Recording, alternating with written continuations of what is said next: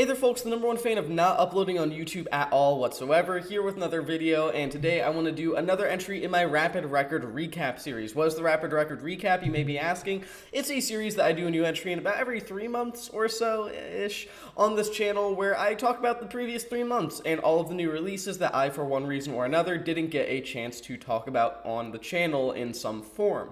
Maybe it's because I didn't hear the records until it was kind of too late to really do a timely video reviewing it. Maybe it's because I had some thoughts on them, but just not enough to warrant a full video, or in some cases even a YouTube short, so not a lot at all. I digress. My point is, this is just a, short little series that I do every few months where I talk about a bunch of records, and seeing as I haven't been uploading, this one probably won't be so short, so let's just get into it. Skrillex. Fuck you, Skrillex. You think you're Andy Warhol, but you're not. Exclamation point, exclamation point, greater than sign 3 for like a little heart, Yeah, Skrillex surprise dropping a new album, and it's quite the career-spanning one at that, both sonically and literally. I mean, it's really good, maybe my favorite full-length project that he's ever put out, which I guess isn't really saying much since that's never really been Skrillex's whole forte, per se, but I digress. He has a really diverse range of sounds on this record with some amazing production, and while some people probably will understandably complain about the brevity of the majority of the tracks here, I think it keeps the record on a steady track overall, a really nice pace, and that's not to mention that the features are all really solid, and you have appearances from people like Shadow Haze of Trapaholics tag fame, for example, that are lovely and in a way kind of make this album feel like Skrillex's love letter to not only all of his influences, but all of the scenes that he himself has influenced over the years, and I can personally really appreciate that, so I'm going to give this record 3.5 stars out of 5. Deafheaven, Lonely People with Power. This is easily Deafheaven's heaviest record in a while, if not just to date, musically speaking. I mean, I love the direction that they're going here sonically. The production is amazing. It feels as massive as ever, maybe even sonically kind of larger than Sunbather, which is frankly saying a lot there. And it also sees the band deliver some of the most visceral vocal and instrumental work that they've ever brought to the table. Relentless percussion, amazing, almost all-encompassing, swallowing sort of riffs. But with that being said, I do feel that some of the album almost feels a little overly cinematic. I certainly don't want to call it corny or anything like that, because this record definitely isn't corny or cliche or really anything even remotely close to that. But at the same time, I do kind of think Lonely People with Power is maybe just a little too self-indulgent for its own good, and kind of leans into those climactic moments, not necessarily crescendos or anything like that, but just very explosive moments a bit too regularly for my personal liking. So while this isn't my favorite Deafheaven album overall, I still do like this one a lot. I think it's pretty great overall, and most importantly, I think that it's maybe the most essential album they've put out in well over a decade. So I'm also going to give this record 3.5 stars out of 5. Black Country New Road, Forever Howlong. This is the first Black Country New Road record without the great frontman and predominant lyricist Isaac Wood at the helm of the band. And while some people may not really click with it nearly as much, I certainly don't myself, I honestly do think that this is still a very good, if not just outright great record in a lot of places. Yes, of course, the songwriting isn't there, it isn't quite as relatable, it isn't quite as vulnerable and melancholic as it was when Wood was the one penning the vast majority of the lyrics, like you got on For the First Time, and in particular, their second studio album and final with Isaac Wood, Ants From Up There, one of my favorite albums of the past few years. Those are definitely better records than this. This does feel like a step down in that sense, but when you start with 2 excellent records and you go to a record that's just very good, I don't know, that's not the biggest step down in the world to me. I still think this is a really good album overall. It's got a lot of twinkly, bright kind of moments that definitely do allow the current lineup to differentiate themselves from the previous incarnation of Black Country New Road, which I do really appreciate. I like a lot of the lush and sort of almost orchestral kind of moments going on here, and I do appreciate the sort of diversity in vocalists here as well, not really leaning on a single member of the band to take over that front person helm. Rather, it kind of sees the entire band become one, and I really appreciate that. I think it's a pretty great record overall, and while it may not be something I'm head over heels in love with in the same way that I was with the previous 2 Black Country New Road albums, I think that this is still a pretty great listen overall, and I really do enjoy it, even if, again, it's not quite on that same level. So I'm going to give it 4 stars out of 5. Panchiko, Ginkgo, the latest album from obscure media 4chan favorites turned relatively well-liked indie rockers, and I like this one quite a bit. It might be my favorite from them since they were first discovered by chronically online forum browsers and shoved out of the unknown, eventually causing them to reunite, obviously. I mean, it is heavy on the sort of post-Britpop sound that you got from bands like Travis, very early Coldplay, and even very, very early Radiohead, and while that may prove this record to be a little bit derivative overall, I don't think it's a bad thing because its instrumentation is competent, the vocals are emotional, and the melodies really are there. It's not really a mind-blowing record, it doesn't break any new ground or anything like that, but it's a really good record that sees me happy that this band reformed, and after everything, it's nice to see them find a real degree of success outside of the whole lost media kind of mythos surrounding them. Jane Remover, Revengeseekerz. I think I like Revengeseekerz a lot more in theory than I do in actual execution, but Jane, sonically speaking, is a visionary, and I truly do think that the back half of the 2020s is going to be filled with artists copying their style and trying to create a record that's as singular as an album like this,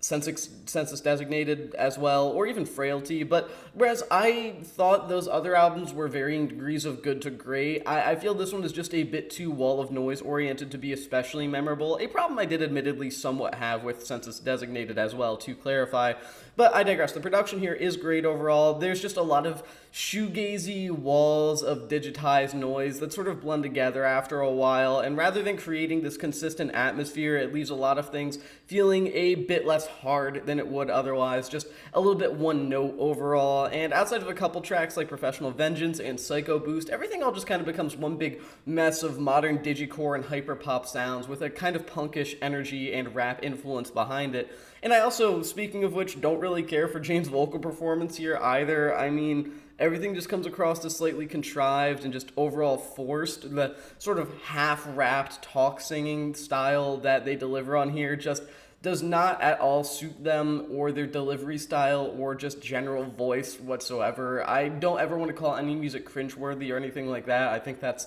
kind of lazy criticism, lazy writing, but at the same time, I definitely come relatively close to pointing that out here. I mean, what's meant to be lackadaisical in delivery just feels almost the exact opposite, like they're doing everything in their power to be nonchalant 90% of the time, and it just ends up kind of creating this false persona. It's just a bit of a corny delivery overall, I guess, which in my opinion, I prefer it when they try and deliver something more emotional and in turn authentic on songs like Dark Knight Castle, for example. I know I'm being very critical overall here, but I do genuinely enjoy this album overall. I think the production is amazing, as is the songwriting. There's a lot of catchy melodies on here that I think would hit a lot harder with more varied production, if I'm being honest, and I do want to say that I think the only moment on this entire record where it feels like it really just hits, like it really just jams, is the Danny Brown feature, which is no surprise because Danny is consistently great, but I digress. Really solid album overall. I just don't see what everyone else sees in it, I suppose. It's a very flawed album, albeit one that I do respect more than anything. Ken Carson, More Chaos. I really wanted to like this album, and I very nearly do, especially when A Great Chaos, Ken Carson's previous record, showed so much potential, but I don't know, this feels like a retread of those same ideas that record presented, only more bloated, and that's just a real bummer, frankly. I mean, there are a number of good songs here that I do like, but it all begins to fall apart by the halfway point when you realize it's not really introducing any new ideas or going in any fresh creative directions, and instead is, admittedly, as the title implies, just more chaos, which isn't bad per se, but it's certainly disappointing when there was a point very recently where I would have said Ken Carson really had the potential to create something very groundbreaking creatively, but now I'm just not really so sure that I believe that, so I'm going to give this record 2.5 stars out of 5. Bon Iver, SABLE, fABLE, the latest studio album from Justin Vernon. and Company here with SABLE fABLE. I'm disappointed in this one, I can't lie. When SABLE, the first few tracks of this record, were released as an EP in 2024, I really liked it. I put it on my best EPs of the year list at the end of the year. I thought it was, going to be the start of something beautiful from the band. And now that SABLE fABLE's out, I still really like those SABLE tracks. I still think that they're great. Hell, I might even appreciate them a little bit more now because everything after about track 4 or so is just sort of bland. It just feels like very mediocre, electronic-influenced, soulful kind of folk. I do sort of appreciate how there is a little bit of a tender kind of country, alt-country influence put on throughout this record. It doesn't really feel like a facade or anything. It actually does feel like Bon Iver trying to go in a new direction, but it's just not enough, and it's only on a couple songs. Instrumentally, this record feels extraordinarily one note with some of its more ambient and moody atmospheric kind of tendencies that just don't really hit for me emotionally in any notable way. And the lyricism is fine, but not really on the same level of some of the best tracks off of previous Bon Iver records. It's not a bad album whatsoever. It's performed very well, and I think the songwriting is decent. It's just that when you have an EP that kind of implies that this is going to be a really strong, solid record that is consistently one of the better Bon Iver releases that we've gotten within the past decade or so, and then the final result is a just okay, folksy, electronic pop kind of record, it's a pretty big letdown to me, even if I do think it's decent. So I'm going to give this record 3 stars out of 5.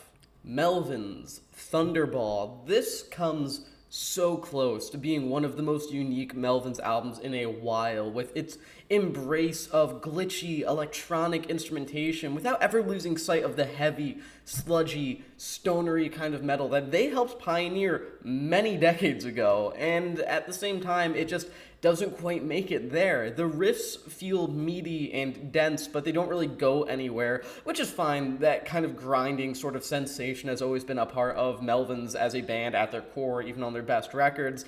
I just wish that there's more experimentation with those electronic influences, even if they do provide some very interesting and distinct textures in places that admittedly do help make Thunderball feel unique from other Melvins albums. So as a whole, while this potential was there and it could have been amazing, I don't know, it's just alright. And while it's not a bad thing, that's pretty disappointing as well, even though it's not necessarily surprising since the Melvins' output in the past, say, 20 years hasn't been especially notable either. They're just a band I have a soft spot for, and I like to see them succeed and experiment. And I mean, they definitely experimented here, but succeeded mildly at best. I'm going to give this record 3 stars out of 5. Natalia, Lafourcade, Cancionera. Natalia Lafourcade's follow-up to the heavily praised Y Todas las Flores is a very minimalistic and very acoustic outing that is one that I still really love, despite a lot of people possibly being put off by the fact that she is instrumentally stripping herself down very much here to her most basic sort of romantic traditional folk influences, while never shying away from the occasional swell of strings, the occasional lush moment here or there. I mean, her voice is as gorgeous as ever, and despite there being no specific standout track, to me at least, the whole thing is a wildly soothing affair with a great bunch of duets to boot, which is really nice. I mean, it may not be the most immediately accessible record of hers due to its sheer length, clocking in at nearly an hour and 20 minutes if you count the final 2 fully acoustic cuts stapled onto the end as part of the record. But, as a whole, it feels hard not to appreciate music that's this vulnerable, that's this intimate, and I mean, it's hard to not recommend this. I mean, anyone who is not afraid of a language barrier or anything of the sort, I highly recommend this. And of course, if you speak Spanish, in which case there is no language barrier, I extremely recommend this. It's a great record. Further proof that Natalia Lafourcade is one of the most consistent musicians coming out of North or South America right now. And that's it. Just a really great, beautiful, pleasant album, as expected from her. 4 stars out of 5 from me. Deerhoof, Noble and Godlike in Ruin. One of the coolest album titles of the year so far. Deerhoof are always experimenting with new sounds, but Noble and Godlike in Ruin is probably their strangest album in a while, and also one of their best, not just in a while, but overall, in my opinion. I mean, they've never sounded so tensed up before, at least not in quite some time, in my opinion. I mean, this is a record with a million things happening at once, dragging each concept in different directions, just really putting serious strain intentionally on the listening experience. But in this way, that kind of never really makes things muddy or misguided. Things are just layered on top of each other in this way that induces the most beautiful headache, which is something that you could arguably say about a lot of Deerhoof's music, both the better and worse stuff that they've put out over the years. But, you know, that sort of magnificent chaos that's on display in most of the band's work is really on display here on Noble and Godlike and Ruin, because it feels like it's the best that they've executed that very detailed compositional style in a while. I mean, the guitar tones are gorgeous and trippy, outright psychedelic in some places, almost a certain kind of buzzsaw-like punkish edge on some of the heaviest cuts throughout this record, and the rhythm section is as tight as ever, not to mention that a lot of the hooks and melodies are still absolutely there when they want them to be, despite the fact that there is plenty, you know, passages in this record that are very much not focused on the melodics of things. But, you know, as a whole, I think that this is something perfectly exemplified by the 7-minute album closer, Immigrant Songs, which builds from this twee indie rock kind of track with dainty vocals to this cacophony of noise and just general record-ending insanity that closes things out on the most Deerhoof note possible. A track that is just as pretty and as tonally innocent as it is utterly apocalyptic, and that's something that they've always been, and that's something they likely always will be, and that's something I'm always going to love. So yeah, this is a complex, highly abrasive, very artsy and ambitious album that it certainly isn't for everybody, but as a whole, I think it's one of Deerhoof's better albums to date, which is saying a lot considering despite their intentional sonic disorganization, they've been wildly consistent over the years. So for me to say that this is one of their better records is kind of a pretty high compliment overall. At least I would like to think so. So I'm going to give this record 4 stars out of 5. Ghost, Skeletá. This is probably Ghost's most pop-oriented record to date, which isn't inherently a bad thing, but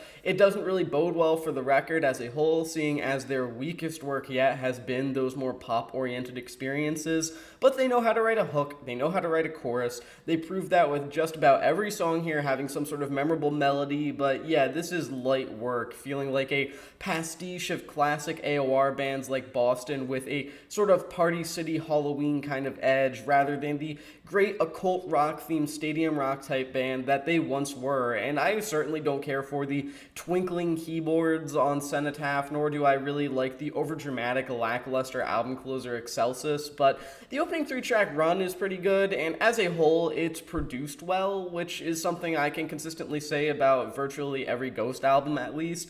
It's just that I think Ghost are much better when they're leaning into their theatricality for the sake of embracing their brand of pastel morbidity, not for the sake of being Journey for people that think Slipknot is death metal, which is exactly what they're doing on this record. It's not a bad album at all, and I like the majority of the track list, but it's certainly not great either. Deeply flawed and not one of their better records. Yeah, I'm gonna give it 3 stars out of 5.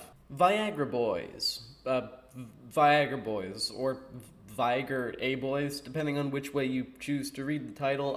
Following up what I personally perceived to be their kind of personal magnum opus, 2022's Cave World, the Swedish clown princes of dance punk are back with a sort of self-titled album, and it's really great. Their trademark sense of humor is still here, back and better than ever, with some of the catchiest songs of their career being found here so far, including the album opener as well as Single Man Made of Meat, one of my new personal favorites by them, like top 5 Viagra Boys tracks type material, in my eyes at least. But more notable, this feels like them kind of going back to their self-contained roots overall. After plenty of political satire on Cave World, most of this album just feels like it embraces the more general insanity of society, kind of the musical version of smoking a cigarette and drinking whiskey straight out of the bottle while everything burns down around you, knowing that you're completely powerless to do anything, but you don't want to be a miserable bastard about it, so you just kind of want to have fun while it all gets destroyed. And I commend the ambition that they have on a couple of tracks here. I mean, sure, most of this record is this sort of surrealist, goofy, kind of chaotic style of synthy dance punk that they really started to especially lean into with with Cave World, but in particular, Medicine for Horses and River King kind of take a dip into indie rock in a way that I think personally they pull off very well, albeit not as well maybe as their signature sound, obviously, but still, it does set this one apart from other Viagra Boys records. So yeah, another great album from one of the best punk bands, hell, one of just the general best rock bands out there and playing today. And also, the first time that I heard the intro to Pyramid of Health, I thought that they were interpolating Sex and Candy by Marcy Playground for some reason, so no matter what, I know for a fact I'll always hold that with me, that even a band as outright silly as Viagra Boys made me feel like a total fucking idiot for about 5 seconds, so there's that at least. Yeah, 4 stars out of 5. SENTRIES, Gem of the West. Following up the excellent Snow as a Metaphor for Death last year, Gem of the West is an interesting direction for Kim Elliott to take the SENTRIES project in, with this being a more artsy and kind of avant-garde record with less focus on noise and punkish industrial attitude, and I think it was a good avenue to go down, because while I do prefer its predecessor, I do think that this feels very fresh and unique, and I especially enjoy the last 2 tracks, I Saw Somebody Die in Sudbury, Ontario, and Nails, both of which are these kind of rambled, poetic songs with majestic waves of noise that aren't really industrial, but almost feel kind of just generally more ambient electronic, but in a much harsher fashion. The former being one of my favorite SENTRIES songs to date, maybe my favorite overall, actually. So yeah, overall, a really strong 3rd studio album from a terribly underrated solo project straight out of Canada that I do highly recommend if you haven't checked out already. 3.5 stars out of 5. Young Lean, Jonatan. The latest Young Lean record is honestly really interesting. Not my favorite record of the year or anything, or even his best work, but I do think that the most important thing here is that it's him finally honing in on, and even at times just straight up nailing, this kind of artsy indie rocker aesthetic that he's been switching over to lately, away from his more traditionally cloud rap origins. And the lyricism here is some of the most vulnerable we've ever gotten from him. His vocals have for sure improved since his last effort, like 2023's Sugar World most notably, with a lot of the melodies embracing his self-aware lack of vocal range on tracks like I'm Your Dirt, I'm Your Love, and I think that some of the tracks here, like Forever Young and Changes, sort of embrace the electronic outsider sound that you would normally expect to find from someone like Weird Paul Petrosky or R. Stevie Moore, just with significantly more serious and introspective lyrics coming from Leandor here. And yeah, this isn't genius or anything, but it is Jonathan Leandor understanding and developing these new artistic expeditions better than he has in the past, and for that I do have immense respect for this record and for the outright just sheer determination that he's been showing over the course of these past few records, especially considering he's finally starting to really get his sound, style, and aesthetic down here on this album in particular. So yeah, I'm going to give this record 3.5 stars out of 5. Shearling, motherfucker, I am both, amen and hallelujah, ... So, Sprain return after all, sort of. More specifically, former Sprain members Alexander Kent and Sylvie Simmons return to the scene with new collaborators Wesley Nelson and Andrew Shinover to form Shearling, and this debut 1-hour-long track/album is pretty alright, though in a way I can't help but feel it's a mixture of retreading over certain ideas and not knowing how to incorporate others. I mean, the lyricism is excellent here, as I would expect overall. I mean, having half of the members from Sprain here being, a part of this project kind of almost guarantees that, with Sprain's The Lamb as Effigy featuring some of my favorite songwriting of the past couple of years in terms of more experimental and alternative rock music. And I do love how utterly twisted and warped a lot of Kent's writing style is overall, and he makes for a great vocalist as well for the most part. And musically, this is very impressive that the band manages to instrumentally and compositionally at least warrant the majority of the runtime of such a major, extensive, singular piece of music, but At the same time, some of the sort of transitions and transformations from the more totalistic moments and some of the sort of left field incorporations of jazz and even like samba rhythms, it just feels a little bit peculiar and not in a way that feels intentional. And some of the moments here just feel a bit too rooted in Sprain's aforementioned The Lamb as Effigy, a record that I loved. So it kind of feels totally original for that album to do what it does because it felt so unique at the time, and the hype that kind of built up after that record for Sprain prior to their immediate breakup thereafter. I don't know. It just kind of feels like a lot of what goes on here on this Shearling album is trying to recapture some of the majesty and unbridled chaos of The Lamb as Effigy.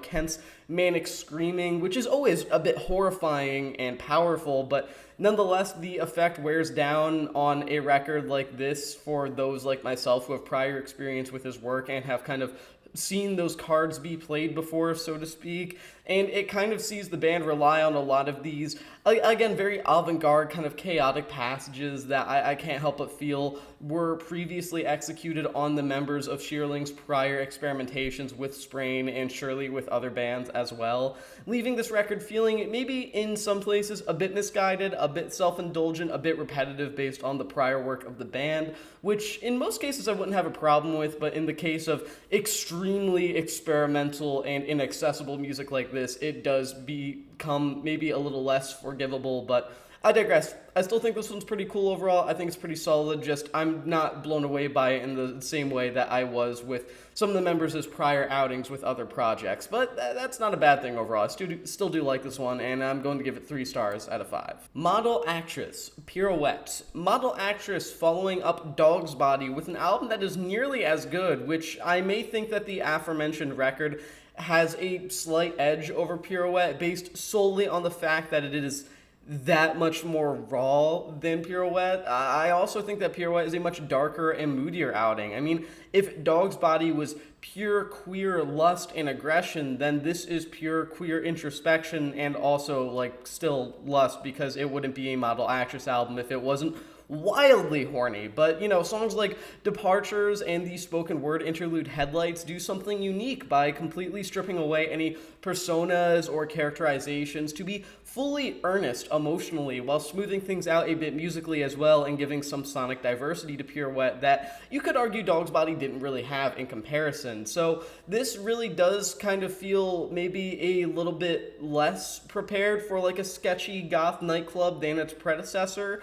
I don't think that's the only thing that really determines this to be a, better or worse album than Dog's Body, because while I am going to give it a lesser rating than I did Dog's Body, and I will stand by that, I still do think that this is a great record overall. It smooths out a lot of the stylizations of the debut, for better or for worse, while also taking Model Actress in a direction that sees them continuing to master what they're best at, this very industrial, kind of punkish form of dance, electronically influenced punk, industrial, whatever you want to consider them overall, while at the same time being just different enough to kind of see them evolve ever so slightly, just not in a direction that feels too extreme. So yeah, all in all, outstanding outing from a band who have a formula and really know how to work it at this point. And as a whole, I do think that they are probably one of the most promising industrial-oriented bands active right now. So yeah, I'm going to give this record 4 stars out of 5. Car Seat Headrest, The Scholars. Look, I will say that I do think that this is very much a step up from their previous record, but that's not really saying that much because this is very, very bloated. It does have some of the best elements of Car Seat Headrest between Toledo's vocals and the songwriting, but it isn't really enough to make this feel less self-indulgent overall, especially it being this sort of rock opera sort of thing where you can tell that they want it to be their very own version of something like The Wall or Tommy by The Who, but at the same time they still have to incorporate a lot of those indie rock sensitivities and lyrical vulnerabilities that have always made Car Seat Headrest what they are. And while I don't really have anything against that in theory, I just think it causes this record to feel extremely misguided, to put it lightly. Not that I think it's bad or anything like that. It's performed well, it's produced well, it's written very well. It just feels like this album kind of goes nowhere. It doesn't have an especially gripping story to tell. It feels like some of the weaker material that Carson Headrest has put out over the years. And I hate to say that because they're one of my favorite bands, but it's just not my favorite thing from them, and it's not some sort of triumphant comeback that many people, including myself, were really hoping for. So I'm going to give it 2.5 stars out of 5. Pup. Who will look after the dogs? This is probably Pup's best outing overall, melodically, at least in my opinion. I mean, every one of their records has great hooks and choruses, but this one has them in just real abundance. The same thing with great guitar tones and anthemic sing-along moments that feel fully earnest, because that's really something that kind of defines Pup in a way, something that they have that a lot of pop-punk-oriented bands similar to them kind of can't achieve, earnesty. That's something that pop-punk in general doesn't have a lot of, at least at this point. Arguably never really had that much of at all historically. So for a band like Pup to just come across as very open-hearted, kind of being an open book, emotionally speaking, is something I admire a lot. And I mean, it makes sense, considering most of this record is about lifting yourself back up off the ground after getting knocked down. I mean, even the title itself and the song Hallways kind of repeat this idea of, I can't die yet because who will look after the dogs? And maybe I'm a little biased just because that kind of thinking and mindset has gotten me through some pretty rough times recently, but, you know, I really do appreciate it when a record shares that sentiment with me of, you know, hey pal, you may be at a low point, but you can't give up because some people need you around. I really like that. It's a very positive record overall, and it's maybe my favorite Pup album so far. Maybe it's kind of a tie between all of their records. They're wildly consistent, but my point is, if you want a record that might make you get a little teary-eyed, but nonetheless make you feel good, and also you also like pop punk, that's pretty essential for this one, I would say, then yeah, really good record. 3.5 stars out of 5. Sleep Token, even in Arcadia. Listen, man, I kind of talked about all of my qualms with Sleep Token in my original review of Take Me Back to Eden a couple years back, so go watch that if you want a more detailed review of this band just like as a whole, because this is a lot of the same, just with sort of the dial of things that I dislike just increased thoroughly. It's still shitty alt pop with no personality and Drake levels of cornball lyrics that try way too hard to be mysterious when those warbling vocals just induce cringe upon me. And the metal inclusions are even more forced here and even more limited, not to mention the fact that the whole thing just feels like a big sob story, just sort of the auditory representation of really bad, melodramatic, angsty fan fiction written by a teenager, except these are full-grown adults that think that they have any sort of personality because they hide behind masks. Not even cool ones like Slipknot, a band that, like, also, you know, aren't great either, but my point is, Sleep Token has rightfully been said by many people over time, by many publications. I'm not the first person to say this. They're an awful band. They're metal for Disney adults. One of the worst bands on the planet right now. I don't understand how they're so popular. If this is the mainstream version of metal, then I hope the genre just completely collapses in on itself and dies, because it absolutely deserves it if this is the best that mainstream metal has to offer. And I'm at least glad to see this band keeping up the consistency here in the regard of making god-awful music for people with no taste. So they've at least got that going for them. I can respect that. Yeah, 1 star out of 5. Fucking awful band. I don't understand how people listen to this shit. PinkPantheress. Fancy that. I've seen a lot of people say that this could be her masterpiece in a way, and I just don't see it, man. I mean, yes, it's good, very good even, in fact, and, you know, it further embraces the sort of drum and bass and garage kind of influences that continue to make her one of the more distinct pop and R&B artists active today, because her voice really is perfect for it overall. But man, there's just like nothing here. I mean, the songs are really good no matter how brief they actually are, but still, they're so brief. I find myself enjoying them mindlessly more than I do actually appreciating them, because they have plenty of interesting ideas, sure, but fancy that refuses to take the time to actually explore them. And I mean, hey, nonetheless, it's still a pretty cool record slash tape overall, and another good entry in the PinkPantheress catalog. I'm not complaining about the quality of it or anything. It just feels like another all too short project from an artist that could honestly really take the time to branch out and create something a bit more detailed and fleshed out. Then I think she could really create something that I think will have some sort of lasting cultural impact. Because as it stands, this sounds great, but I mean, that's about it. It sounds great. That's kind of all it has going for it. I'm going to give this record 3.5 stars out of 5. This new Billy Woods album. Yeah, man. Whew. Ooh, God. It's great. It's great. It's just brutal lyrically, even in terms of, instrumentals. It just feels like one of the most shocking and outright devastating records that any underground rapper has put out in recent memory that's gotten a lot of hype. It's not my favorite Billy Woods album, I do want to clarify. I do prefer a good few other records of his over this one. I don't necessarily think it's his best release to date or anything like that. It's not quite on the level of something like Aethiopes or even History Will Absolve Me, but at the same time, I don't think he's ever put out music quite as harrowing as something like Waterproof Mascara or A Doll Full of Pins. And there are a lot of great features on here, too, from people like Elucid, his brother in Arm & Hammer, and Bruiser Wolf on Black Christmas as well, which is something that I always love to see because Bruiser Wolf is the greatest rapper to ever live, of course.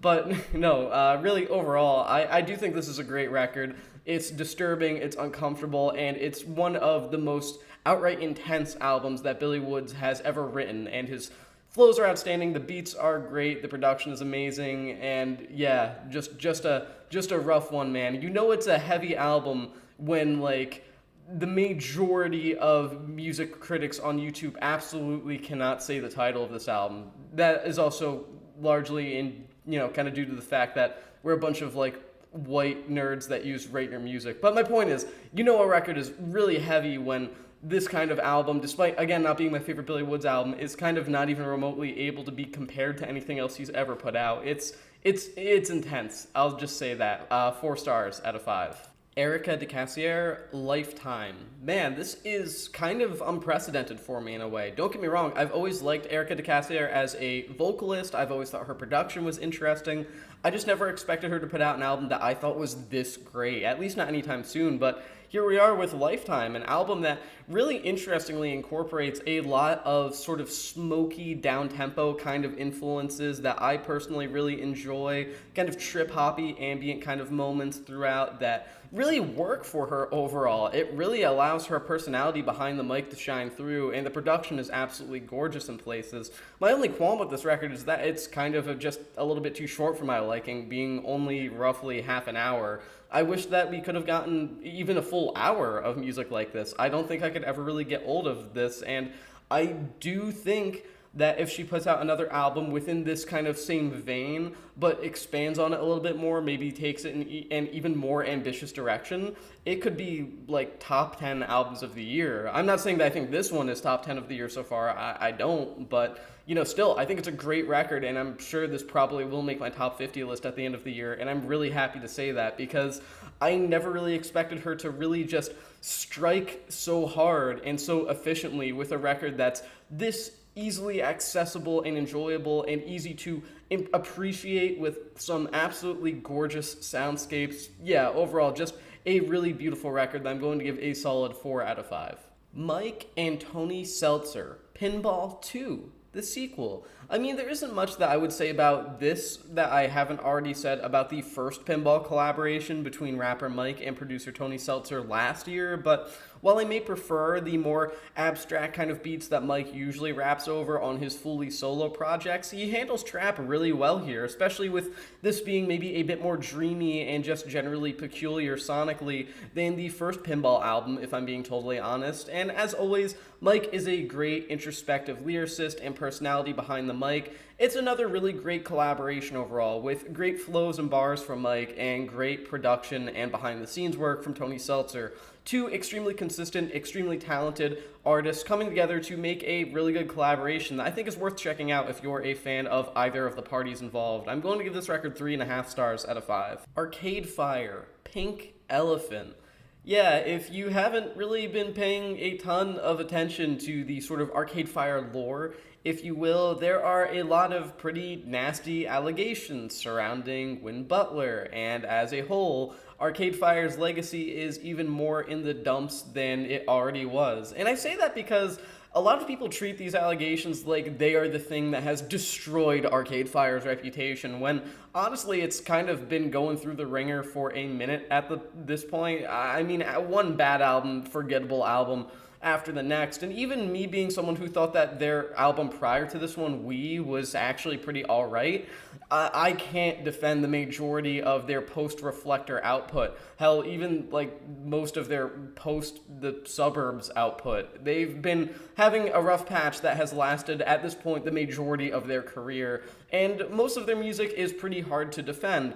But Pink Elephant kind of reaches another level of hard to defend. Not only is it musically quite the atrocity, sounding plinky and completely underproduced and sort of lo-fi, but produced just enough so that it doesn't sound intentionally lo-fi in this weird sort of oxymoronic sound, and as a whole, it manages to not really deliver anything especially powerful in one way or another. The ambient moments serve absolutely no purpose and bridge into nothing emotionally. There's some more up-tempo kind of dancey tracks that just feel inappropriate for an album that in some places are trying to discuss some of the, emotional turmoil that has gone on within the band within the past few months. I'm sure as other band members have maybe had to, deal with like the allegations despite having not done anything themselves, or talking about things like that, and, having to, apologize for things, blah, blah, blah. I don't really want to get into that part, but the point is that they do absolutely play into this record because it feels utterly pathetic. This record just feels like an absolute pity party in its slower moments, and it feels totally tone deaf in its more upbeat moments, leading to a record that tries to do 50 different things and does all of them extremely poorly. The songwriting isn't there, the production isn't there, nothing is there. And if this was Arcade Fire's last stab at trying to hold on to some degree of artistic integrity, even as their reputation sank like a ship with 30 cannonballs having gone through it, then this is them just taking a box of TNT and just lighting it on the boat while they sink, just to make sure everything goes down, not just like 3/4 of it. Which, I mean, hey, if you're gonna go out as a band with a legacy massively tarnished, despite at one point being one of the most acclaimed indie bands of all time, you might as well go out with the shittiest, most unremarkable album possible, and that's exactly what this is. Completely unremarkable in every way, and, almost downright disrespectful to the very serious allegations surrounding them in a couple of moments here or there. Again, I don't want to get into that too much, but yeah, overall, horrible album, 1.5 stars out of 5. Kali Uchis, Sincerely. I mean, hey, Kali Uchis is always great. She's never put out an especially weak record, of course, but at the same time, Sincerely actually does try to take her into a different direction sonically, and very much succeeds in my opinion, as this album kind of delves more into the realm of dreamy sort of neo-psychedelia that suits her vocals really well. The production is lush and gorgeous in a lot of places, and her voice has this silky, smooth, yet at the same time very emotive kind of feeling behind it that leads me to be further convinced that she is one of the best R&B soul-type vocalists active today, especially within the realm of the more pop-oriented side of things. And yeah, as a whole, it's Kali Uchis being an amazing vocalist, as always, with a ton of personality, a ton of charisma, a lot of solid songwriting, and soundscapes that make this very unique in the larger context of her discography, which is something that I like to see, considering she very easily could repeat the same sounds over and over and not get any complaints from me, at least, but it's nice to see her continue to have creative sonic ambition as well, and to see it executed very well, just like it is here. So yeah, 4 stars out of 5. Great record. Last but not least, The Calisdow Boys, I Don't Want to See You in Heaven. The latest studio album from mathcore metalcore band The Calisdow Boys is one that I've seen be kind of polarizing for both new fans and a lot of their pre-existing fan base, as it arguably in some regards does see them get a little bit softer. There are some moments here that are a little bit more dialed back, some of the vocals aren't as harsh as they were on their previous full-length studio album, Celebrity Therapist, but I don't know, I still really like this album. It's just kind of a lot of what the Calisdow Boys do in general. A lot of avant-garde, strange kind of riffs, some very weird time signatures, a lot of very random, completely unrelated ideas just kind of thrown at the wall, the majority of them sticking, a couple really not. It's not really a record that I think is that different, at least creatively speaking, from anything that they've done in the past. I mean, sure, it sounds a little bit different, but it feels like the artistic approach is still there and still doing what it does to make the Calisdow Boys the Calisdow Boys. And I mean, hey, you know, as a whole, I still really enjoy this one. I can see why some people wouldn't like it as much as Celebrity Therapist, and I do think I enjoyed that album a little bit more overall, but yeah, as a whole, I still think I Don't Want to See You in Heaven is a solid outing overall, and I highly recommend it if you haven't given it a shot already. 3.5 stars out of 5, I would say. So that's going to be the end of this entry in the Rapid Record Recap. Now, you might be thinking, hey, wait a minute, you only covered like 2 months worth of albums. Shut up. Shut up. Stop. Don't say that. No, but really though, yeah, I am well aware of that, and I don't want to keep doing really long videos like these because I know a lot of people are not really super interested in watching like a 40-minute long video where I just talk about a ton of records, and most of them they might not even be interested in. So I still have a lot of records that I want to catch up on and cover. Most of them I've already listened to and have thoughts on and want to share. So I'm going to share those in the form of YouTube Shorts. I'm just going to throw them out there, and whatever you feel like watching when it pops up in your notifications or your recommended shorts, go watch them. If they don't interest you, that's fine too. But my point is that is the end of this Rapid Record Recap. Thank you for watching the Infinite Jukebox, and I'll see you in the next one.